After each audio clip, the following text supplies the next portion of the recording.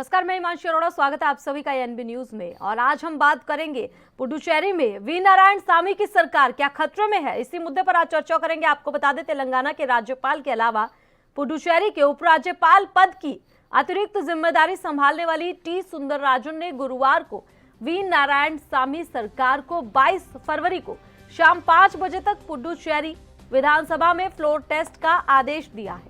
और बहुमत परीक्षण से पहले मुख्यमंत्री नारायण सामी ने कहा कि विपक्ष के पास जरूरी आंकड़ा नहीं है। वहीं नारायण सामी की सरकार पर मंडरा रहे खतरे के बीच राहुल गांधी के दौरे के दौरान जो झूठ बोलते हुए वीडियो नारायण सामी का सामने आया और राहुल गांधी की जो मत्स्य मंत्रालय के दिए गए बयान पर किरकिरी हुई, वो सुनिए। और उसके बाद गिरिराज सिंह ने क्या कुछ जवाब उन्हें दिया, सुनिए।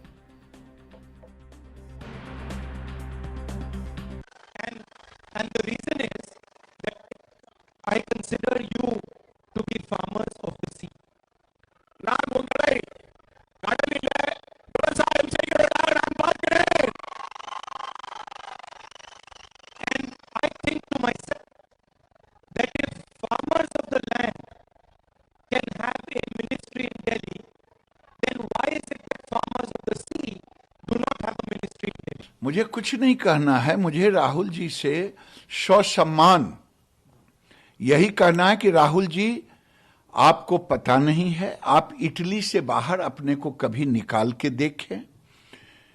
आप किसानों की बात करते, देश और दिशा की बात करते, पांडुचेरी में कर रहे हैं। और मुझे आश्चर्य है कि जिस देश का इतने बड़े पार्टी का नेता, उसे मालूम नहीं कि भारत के प्रधानमंत्री 2019 में एक अलग मंत्रालय बनाया फिशरी सेक्टर के लिए, पशुपालन के लिए और डेयरी के लिए, और उसके मंत्री के रूप में मुझे ओथ दिलाया। मैं काम कर रहा हूं, पांडिचेरी में काम चल रहा है, पुडुचेरी में, हर जगह, पूरे देश में पहली बार। लेकिन मुझे दुख तब होता है कि राहुल गांधी इटली से बाहर निकल नहीं पाते। इटली में एक ही विभाग में दोनों है, मैं अभी खोज करके निकाला, इसीलिए वो उनके ध्यान में केवल इटली रहता है। भारत और किसानों को भ्रम में डालने का काम पूरे देश में कर रहे हैं। இதே மாதிரி தான் இருக்குது கடலோர பகுதி இப்படியே தான் இருக்குது. எங்களுக்கு யாரும் ஆதரவு கொடுக்க மாட்டார். அவரே இருக்காரு. எங்களை வந்து ஒரு காலமாவது புயலுக்கு வந்து பார்த்திருக்காரா? Hello, we look at sir at that time during cyclone, sir, never cyclone, I came and visited the area and gave relief to them. That she is referring. तो वी नारायण सामी का झूठ आपने देखा, साफ तौर पर कैमरे पर झूठ बोलते हुए कहीं ना कहीं भूल जाते हैं मंत्री साहब, नेता चाहे मुख्यमंत्री, ये भूल जाते हैं कि कैमरा सब रिकॉर्ड कर रहा है। यहां पर महिला शिकायत करती दिखाई दी कि उनकी सुनने वाला कोई नहीं था बाढ़ के वक्त, लेकिन किस तरीके से घुमाकर अपनी तारीफ के तौर पर राहुल गांधी के सामने नारायण सामी ने अपनी बात को प्रस्तुत किया और खुले तौर पर यह झूठ सुना आपने। साथ ही राहुल गांधी का बयान यहां पर सुनाया कि जो मंत्रालय बन चुका है उसकी जानकारी उन्हें नहीं है या फिर जानबूझकर उन्होंने ये बयान दिया, ये समझने वाली बात है। इसका सवाल ये आज पूछेंगे और जवाब इसका जानेंगे कि आखिर ऐसा क्यों किया राहुल गांधी ने। उसके बाद गिरिराज सिंह ने जो जवाब दिया वो भी हमने आपको सुनाया। बता दें कि कांग्रेस गठबंधन की वी नारायण सामी सरकार से 4 विधायकों के इस्तीफे के बाद सरकार अब अल्पमत में आ गई है। पुडुचेरी के मुख्यमंत्री नारायण सामी का कहना है कि हम बहुमत साबित करेंगे। पुडुचेरी के बीजेपी अध्यक्ष वी स्वामीनाथन ने यह कहा है कि मुख्यमंत्री वी नारायण सामी बहुमत खो चुके हैं और उनका बहुमत होने का दावा सरासर गलत है। उनकी सरकार 22 फरवरी को गिर जाएगी। और ऐसे में सवाल यही है कि क्या 22 फरवरी को सरकार गिर जाएगी, चुनाव होने से पहले ही फ्लोर टेस्ट के दौरान नारायण सामी की सरकार गिर जाएगी, ये सवाल। और आज इसी का जवाब जानने का प्रयास करेंगे। फिलहाल 14 विपक्षी विधायक एकजुट हैं, ये बात कही गई है बीजेपी की ओर से। बीजेपी के अध्यक्ष वी स्वामीनाथन ने यह कहा है कि 14 विपक्षी विधायक एक साथ हैं। आपको बता दें कांग्रेस विधायक एजॉन कुमार, मल्लिदी कृष्ण राव, नमिचिवम और थिपिनंदान अपना इस्तीफा दे चुके हैं।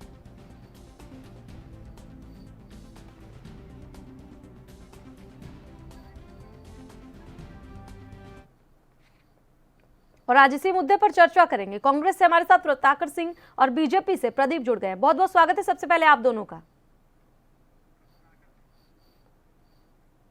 सीधा सवाल मेरा आपसे रहेगा सबसे पहले, रत्नाकर सिंह जी, क्या लगता है वी नारायण सामी की सरकार गिर जाएगी फ्लोर टेस्ट में? क्योंकि जो आदेश अब 22 फरवरी को फ्लोर टेस्ट का आया है, क्या लगता है चुनाव से पहले सरकार गिर सकती है?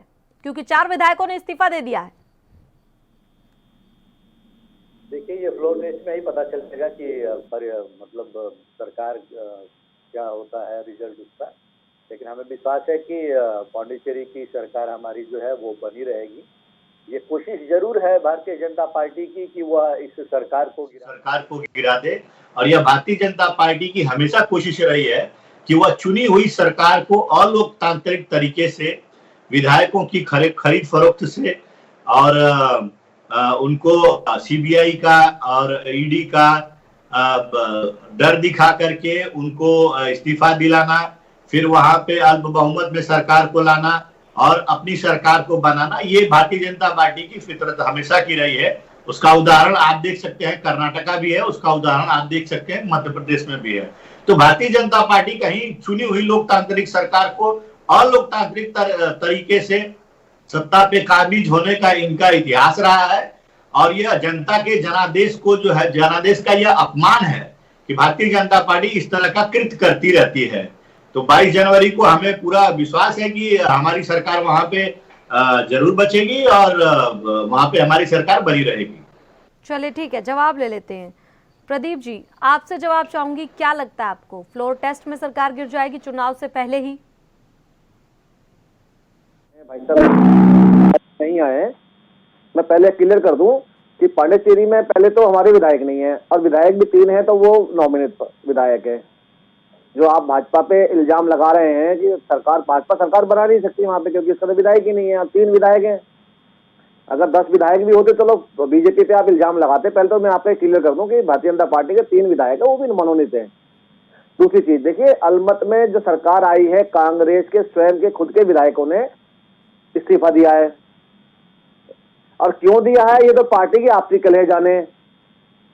और कब दिया? जब राहुल गांधी जी पांडिचेरी के दौरे पर जाने थे बुधवार को। आप ये देखिए कि कहीं ना कहीं आपस में कलह है, मगर क्या है, कारण भारतीय जनता पार्टी है। अरे भाई, आपसे अगर मध्य प्रदेश में सरकार नहीं संभली और आपके विधायकों ने इस्तीफा दे दिया और उसके बाद दोबारा चुनाव हुआ और शिवराज सिंह जी की चौहान साहब की जो सरकार है पूर्ण बहुमत से आई, इसमें क्या गलती बीजेपी की है? राजस्थान में आपका अपना विवाद था, फिर आप वो बीजेपी पे डाल रहे हैं, भारतीय जनता पार्टी पे डाल रहे हैं। भाई ऐसा क्यों कर रहे हैं? आपसे कुछ सरकार नहीं संभल रही है ना। आपके खुद बैठे थे कि माननीय मुख्यमंत्री पांडिचेरी खुद झूठ बोल रहे हैं। देखिए, अभी मीडिया ने दिखाया, आपके सामने कैमरे पे हमने भी देखा और आपने भी देखा। तो कहीं आप अपनी कले को बीजेपी में ना डालते हुए ना अपना घर संभालिए आप। अब मुझे ऐसा लगता है कि पर आऊंगी रत्नाकर सिंह जी, सवाल मेरा सीधा यही है। फिलहाल आपने भी सुना किस प्रकार से सफेद झूठ इसे कहा जा सकता है, जो बोलते हुए दिखाई दिए कैमरे पर, जो कि रिकॉर्ड हुआ। नारायण सामी का झूठ आपने सुना। यही वजह तो नहीं है सरकार गिरने की कि जनता परेशान है और उसको किस तरीके से घुमाकर राहुल गांधी के सामने प्रस्तुत करते हुए? नहीं, ये तो एक मुद्दा बना दिया गया है उसको, लेकिन सरकार गिरने की वजह, सरकार गिरा अभी तक गिरी नहीं है। शानी ना सुन पाना, आम जनता का खुश ना रहना, इस तरीके से खुलेआम अपनी परेशानी बताना और उसको घुमा कर रखना, ये वजह तो हो सकती है। एक व्यक्ति और एक वीडियो के माध्यम से आप वहां पे जनता खुश नहीं है, ये इल्जाम लगाना ठीक नहीं है। जैसा कि मैं अपने मित्र की बात को मैं एक बोल दूं कि जिस प्रकार केंद्र सरकार ने वहां पे उपराज्यपाल किरण बेदी को हटा करके तमिलनाडु के राज्यपाल को जिम्मेदारी दी, वहां पे कहीं न कहीं ये सारी घटनाक्रम आपकी छुपी हुई मानसिकता को दर्शाता है और चुनी हुई सरकार को गिराने की जो आपकी मंशा है उसको दर्शाता है। तो अगर आप नहीं वहां पे सरकार बना सकते हैं या बनाना नहीं चाहते हैं, तो इस तरह की घटनाक्रमों का जो इशारा मिल रहा है उससे यही साबित होता है कि आप जो है वहां पे राजनीतिक हलचल करना चाहते हैं और वहां पे चुनी हुई सरकार को गिराना चाहते हैं, और चाहे भले ही दूसरे माध्यम से, लेकिन विपक्ष को एकजुट करके वहां पे जो चुनी हुई सरकार है उसको गिराकर आप वहां पे सत्ता हासिल करने की कोशिश करना चाहते हैं। अभी कांग्रेस के नेता प्रवक्ता बैठे हैं, देखिए अब यहाँ ये भी झूठ बोल रहे हैं नारायण स्वामी की तरह। अरे भाई, आपको राष्ट्रपति जी पे भी शक था, राष्ट्रपति जी पे उन्होंने एप्लीकेशन लगाई, गुहार लगाई, भाई हमारा जो है राज्यपाल से नहीं बता, राज्यपाल हटाइए। देखिए रातों रात राज्यपाल जी हटा दिए गए। अब वहां भी तसल्ली नहीं है आपको, आपने सीधा कह दिया विपक्ष को एकजुट करके हटाना चाहते हैं। अरे कहीं तो एकजुट हुई है ना आप क्यों झूठ बोलते हैं आप? अरे भाई, आपके मुख्यमंत्री जी ने ही तो आवेदन करा था राष्ट्रपति जी को आज जाके कि भैया उपराज्यपाल हमें काम नहीं कर मेरे, आप इन्हें हटाइए, और रातों रात राष्ट्रपति जी ने नोटिस जारी करके हटा दिया। अब दूसरे राज्यपाल जो आए हैं, उपराज्यपाल आपका पांडिचेरी काम देखने, आप उन पे भी उंगली उठा रहे हैं। क्या नारायण स्वामी कहीं गलत नजर नहीं आते जो बार बार धरने में बैठ जाते थे? अगर प्रदेश में राज्यपाल स्वयं कानून व्यवस्था बनाने के लिए रोड में पैदल घूम रहा है और हर जन समुदाय से मिल रहा है, चाहे वो समुद्र किनारे हो या मार्केट के अंदर हो, क्या बुरा है? अरे भाई, राज्यपाल जनता के हैं, आपके मुख्यमंत्री जनता के हैं, क्यों नहीं उनको देख के प्रेरणा लेके किरण बेदी से वो भी रोड पे घूमे, जनता से मिले, रूबरू हुआ, जिससे कि प्रदेश के अंदर शांति रहे, काम होता रहे। आप हमेशा जो गठजोड़ की सरकार आपने सदैव बनाई है, 50 70 लोग इकट्ठे करके आपने सरकार बनाई है, उसके कारण नतीजा है जो आप पे 2G हुआ, 3G हुआ, कोयला हुआ और पता नहीं कितने कितने घोटाले हुए, मगर आपको कोई सीख नहीं मिली। आप सबसे पहले पनौती को रोकिए, पनौती रोक लेंगे, सब काम ठीक हो जाएंगे आपके। चलिए ठीक है, प्रदीप जी जवाब ले लेते हैं। रत्नाकर सिंह जी बोलिए आप। जी, अगर एक विधायक या मुख्यमंत्री के शिकायत पर राज्यपाल उपराज्यपाल को बदल दिया जाता है, तो कहीं न कहीं महाराष्ट्र का उदाहरण ले लीजिए। यहाँ पे कोश्यारी जी राज्यपाल हैं और वह हमेशा से भाजपा नेताओं के इशारे पे काम कर रहे हैं। यहाँ पे अगर इस तरह का अगर रहता तो हमारी जो यहाँ पे गठबंधन की सरकार है, महाविकास आघाड़ी की सरकार है, इन राज्यपाल को कभी का बदल दिया गया होता, क्योंकि बहुत बार राज्यपाल ने उस तरह का वक्तव्य दिया गया है जो राज्यपाल की गरिमा के बाहर का है। उन्होंने हिंदुत्व के, भारतीय जनता पार्टी के हिंदुत्व के एजेंडे पर खुलकर महाविकास आघाड़ी की सरकार को क्रिटिसाइज किया है। उन्होंने महाविकास आघाड़ी के कामों को लेकर खुलकर क्रिटिसाइज किया भारतीय जनता पार्टी के नेताओं के इशारे पे किया गया है। तो अगर एक शिकायत पे, अगर मुख्यमंत्री की शिकायत पे या विधायक की शिकायत पे अगर राज्यपाल को बदल दिया जाता है, तो यह काम बहुत पहले ही महाराष्ट्र में हो जाना चाहिए था। मैं अपने मित्र को बता दूं कि इस तरह का एक शिकायत के बाद ये काम नहीं होता है। यह कहीं न कहीं राजनीतिक, ये कहीं न कहीं, मेरी बात पूरी कर ले लीजिए, मेरी बात पूरी कर ले लीजिए, मेरी बात पूरी कर लीजिए, आपको पूरा मौका मैं दूंगा, आपकी बातें सुन के आपको जवाब दूंगा। तो यह कहीं न कहीं महाराष्ट्र में जो घटनाक्रम है उसको आप देख लीजिए। और यह जो हमारे मित्र कह रहे हैं कि पांडिचेरी में किरण बेदी को जो हटा दिया गया वह सिर्फ शिकायत पे हटा गया, ऐसा कतई नहीं है। यह कहीं न कहीं वहां की राजनीति को अस्थिर करने के लिए इस तरह का कार्यक्रम किया गया है। और किरण बेदी का हटाना और वहां पे फ्लोर टेस्ट करना है, राज्यपाल का आना और 22 तारीख को फ्लोर टेस्ट करने के लिए कहना, आप समझ सकती है कि ये कहीं ना कहीं एक दूसरे से कनेक्टेड है, एक दूसरे से कनेक्टेड है ये सारी चीजें। किनसे संभल नहीं रहे, उन्होंने इस्तीफा दे दिया। अरे मठ की भारतीय जनता पार्टी पे फोड़ रहे हैं, उपराज्यपाल जी पे फोड़ रहे हैं, नारायण स्वामी के विषय में बोलेंगे नहीं आप, जो पनौती जी गई दिल्ली से गई उनके विषय में बोलेंगे नहीं आप। आपको मध्य प्रदेश याद आ रहा है, राजस्थान याद नहीं आ रहा है, 2 मुख्यमंत्री कैसे कुत्ते बिल्ली की तरह रोड पे लड़ रहे थे, उसके बारे में आप बोलेंगे नहीं। रत्नाकर सिंह जी, मैडम मुझे मैं बोलूंगा तो बीच में थोड़ा सा मुझे बोलने का मौका दीजिएगा, क्योंकि क्या है, बातें जब पूरी नहीं कर पाएंगे तो बात करने का कुछ बिल्कुल ठीक है नहीं रह जाएगा। तो मैं अपने दोस्त को यही बोलूंगा कि हाँ, अब मेरी बात के बाद आप अपनी बात रखिए, मैं आपको पूरी तरह से आपकी बातों का जवाब दूंगा। जैसा कि हमारे मित्र कह रहे हैं कि पनौती लगी हुई है और अपने विधायकों को रोक नहीं पा रहे हैं। जी बिल्कुल, जहां पे सत्ता में लालची लोग जहां पे आ जाएंगे वहां पे इस तरह का काम होना एक लाजमी है।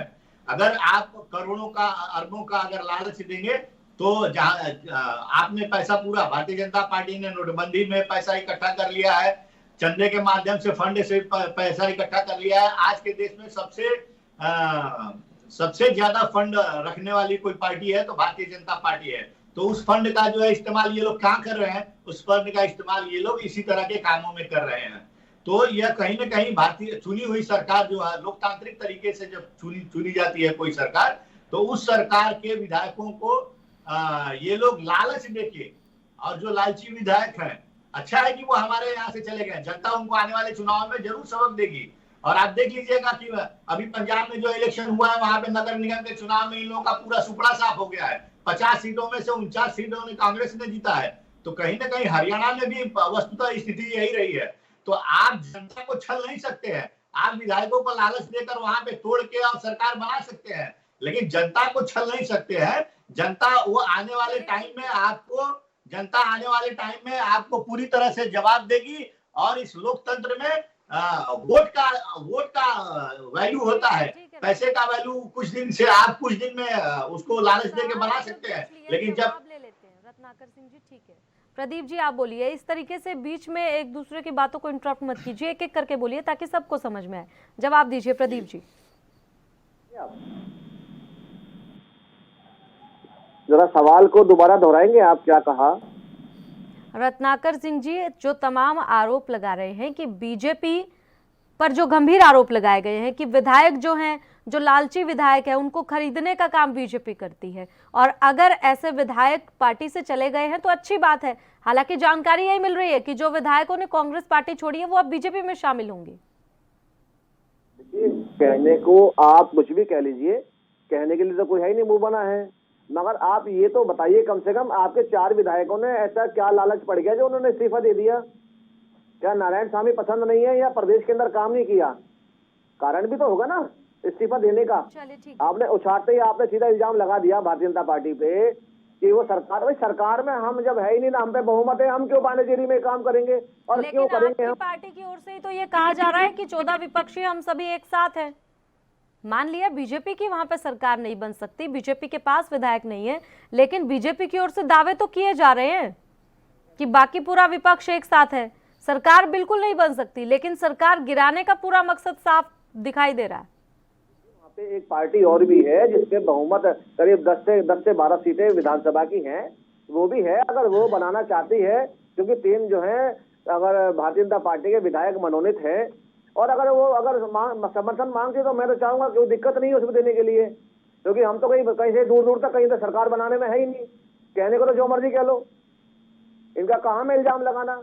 सरकार राजस्थान में संभल नहीं रही। रत्नाकर सिंह जी सवाल मेरा सीधा आपसे, आपने वीडियो पर स्पष्टीकरण नहीं दिया अभी तक। नारायण स्वामी ने जो झूठ खुले तौर पर बोला, आखिर क्यों बोलना पड़ा उन्हें वो झूठ? डर था किसी का इस तरीके से बात को घुमाना? कैमरा तो सब रिकॉर्ड कर रहा है। देखिए, मैं उस वीडियो को सही बताऊं तो मैंने देखा नहीं है। हमने चलाई, आप कहें तो आपको चलवा के सुनवा देते हैं फिर से। तो मैंने देखा नहीं, इसलिए उस पर कोई विशेष तौर से टिप्पणी करना मेरे लिए ठीक नहीं है। इस तरीके से आप बच नहीं सकते रत्नाकर सिंह जी। वो वीडियो तो सभी जगह चली है, मैं बता देती हूँ वीडियो में क्या है। जी, वीडियो में महिला अपनी शिकायत कर रही है कि बाढ़ के दौरान मुख्यमंत्री हमारे पास नहीं आए देखने के लिए। उसको घुमाकर मुख्यमंत्री इस तरीके से प्रस्तुत कर रहे हैं कि अपनी सराहना कर रहे हैं कि मेरी तारीफ की जा रही है। तो राहुल गांधी का खौफ था क्या वो झूठ बोलना? देखिए बिल्कुल आप जैसा बता रही हैं, मैं उसके ऊपर मैं अपनी टिप्पणी दे दूंगा अभी दिन। तो जैसा कि आप बता रही हैं कि एक महिला जो है मुख्यमंत्री के ऊपर आरोप लगा रही है कि उन्होंने सहायता नहीं की है। बिल्कुल, अगर इस तरह की अगर कहीं पे भी कोई आपदा आती है, कहीं पे कोई अगर परेशानी होती है, तो वहां पे राजकारण में 100% लोगों को 100% संतुष्ट करने की कोशिश होती है। कोई भी सरकार करती है कि वह 100% लोगों को संतुष्ट करे, लेकिन उसमें इक्का दुक्का लोग ऐसे भी रह जाते हैं जिनको मदद नहीं पहुंच पाती है। तो उस परिप्रेक्ष्य में अगर कोई महिला अगर इस तरह से कहती है तो उसका कहना लाजमी है। लेकिन मुख्यमंत्री जो अगर आप पूरे परिप्रेक्ष्य में लेके देखेंगे कि सारे लोगों का, अगर एक महिला के वक्तव्य से सारे लोग परेशान थे, सारे लोगों को मदद नहीं मिली, तो यह सही नहीं है। यह पूरी ठीक है। रत्नाकर सिंह जी, आपको रोकना चाहूंगी, चर्चा पर फिर से लौटेंगे। फिलहाल यूपी के सीएम योगी आदित्यनाथ क्या कुछ कह रहे हैं, सुनिए।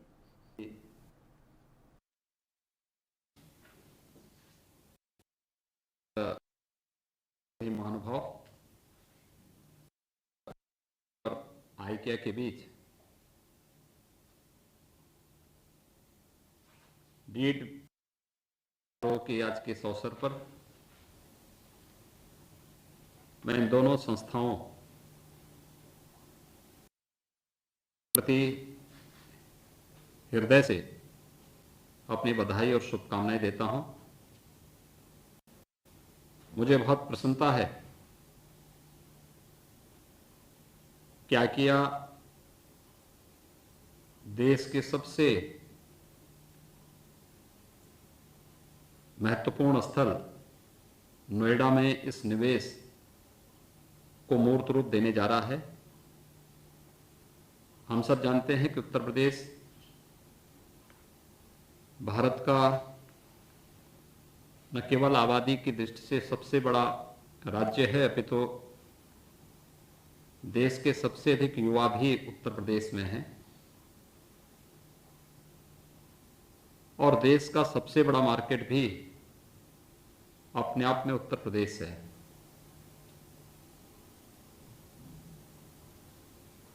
भारत के अंदर निवेश की जो सबसे अधिक संभावना वाला क्षेत्र है वह नोएडा, ग्रेटर नोएडा और यमुना अथॉरिटी क्षेत्र में दुनिया के सबसे अच्छे निवेश के लिए हमारे पास निरंतर प्रस्ताव आ रहे हैं। जब पूरी दुनिया कोविड-19 से जूझ रही थी उस समय हम लोगों ने न केवल आदरणीय प्रधानमंत्री श्री नरेंद्र मोदी जी के नेतृत्व में उत्तर प्रदेश की 24 करोड़ की आबादी को कोविड-19 के संक्रमण से बचाने में, बल्कि प्रदेश के अंदर हेल्थ इंफ्रास्ट्रक्चर को और भी मजबूत करने में जहां सफलता अर्जित की, वहीं साथ ही साथ उत्तर प्रदेश ने बड़े पैमाने पर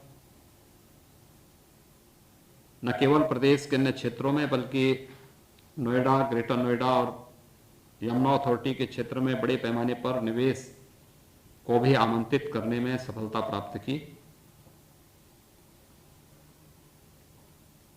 जो कुछ बड़े निवेश इस दौरान वहां पर हुए हैं, इसमें डाटा सेंटर की स्थापना के साथ ही देश का पहला डिस्प्ले यूनिट भी हमारे इस क्षेत्र में तेजी के साथ उनकी स्थापना का कार्य आगे बढ़ रहा है। और मुझे प्रसन्नता है कि आज मेसर्स आइकिया का यह निवेश भी यहां पर मूर्त रूप लेता हुआ दिखाई दे रहा है। जैसे कि मैंने पहले भी बताया है कि हमारी अपनी बहुत पारदर्शी और व्यवस्थित नीतियां प्रदेश शासन की हैं, जिससे किसी भी निवेशक को किसी भी प्रकार की कोई समस्या प्रदेश के अंदर निवेश करने में न हो। और प्रदेश के अंदर हम लोग न केवल निवेश परक और रोजगार उन्मुखी उद्यमों की स्थापना की दिशा में मजबूती से कदम उठा सकें, बल्कि अधिक से अधिक फॉरेन डायरेक्ट इन्वेस्टमेंट को भी आकर्षित कर सकें। इस दृष्टि से प्रदेश सरकार के द्वारा बनाई गई नीतियां और प्रदेश सरकार के द्वारा उठाए गए कदम जहां बहुत प्रभावी ढंग से आगे बढ़ रहे हैं, वहीं साथ ही साथ आज का यह अवसर हमारे लिए अत्यंत महत्वपूर्ण है। आइकिया अपने आप में एक अंतर्राष्ट्रीय संस्था है जिसका महिला सशक्तिकरण, बाल विकास सहित सामाजिक योजनाओं के क्षेत्र में भी इन्हें महारत हासिल है। और मुझे प्रसन्नता है कि लगभग 5500 करोड़ रुपए के निवेश के साथ लगभग 850 करोड़ रुपए की लागत से भूमि संबंधी नोएडा की भूमि हस्तांतरण से संबंधित जो कार्रवाई इसके साथ ही प्रारंभ हो रही है, यह प्रदेश के अंदर डायरेक्ट और इनडायरेक्ट रोजगार की संभावनाओं को भी आगे बढ़ाने में काफी बड़ी मदद करेगा। आइकिया जन सामान्य के लिए इस क्षेत्र में न केवल shopping mall, hotel, office, retail outlet आदि के निर्माण की कार्रवाई एक समय सीमा के अंदर करेगा, बल्कि आने वाले समय में यहां प्रदेश के अन्य शहरों में भी निवेश की इन संभावनाओं को आगे बढ़ाने में भी अपना योगदान देगा। मैं एक बार फिर से आइकिया ग्रुप से जुड़े हुए सभी अधिकारियों को इस बात के लिए आश्वस्त करता हूं कि आपका जो निवेश है यह आइकिया के लिए एक सुनहरा अवसर होगा, क्योंकि यह निवेश ऐसे क्षेत्र में हो रहा है जहां पर पहले से ही हम एशिया के सबसे बड़े एयरपोर्ट जेवर इंटरनेशनल ग्रीनफील्ड एयरपोर्ट के निर्माण की कार्रवाई को आगे बढ़ा रहे हैं। हमारी एक नई फिल्म सिटी यमुना अथॉरिटी में प्रस्तावित है और भी तमाम प्रकार के निवेश उस क्षेत्र में तेजी के साथ आगे बढ़ रहे हैं और मुझे विश्वास है कि आइकिया अपने इस निवेश के माध्यम से देश के सबसे बड़े बाजार में भी प्रवेश करने के साथ ही उन्हें अपने इस निर्णय पर गौरव की अनुभूति होगी कि उन्होंने नोएडा में किए हुए इस निवेश के माध्यम से जो निर्णय लिया, जिसके लिए प्रदेश सरकार और हमारे औद्योगिक विकास विभाग के द्वारा उनसे बार बार और बहुत समय से जिस बात के लिए एक संवाद बनाया गया था, उन्हें स्वयं अपने इस निर्णय पर आने वाले समय में गौरव की अनुभूति होगी कि उनका जो निवेश है एक अच्छे स्तर पर और उनके स्वयं के निवेश को कई गुना बढ़ोतरी एक निर्णायक साबित। तो फिलहाल हमारे साथ कांग्रेस से रत्नाकर सिंह और बीजेपी से प्रदीप जुड़े थे। उनका बहुत बहुत शुक्रिया हमारे साथ इस मुद्दे पर चर्चा करने के लिए। सवाल हमारा वही है कि आखिर फ्लोर टेस्ट से पहले क्या गिर जाएगी वी नारायणसामी की सरकार। फिलहाल इस बुलेटिन में इतना ही। आप देखते रहे ANB न्यूज़। नमस्कार।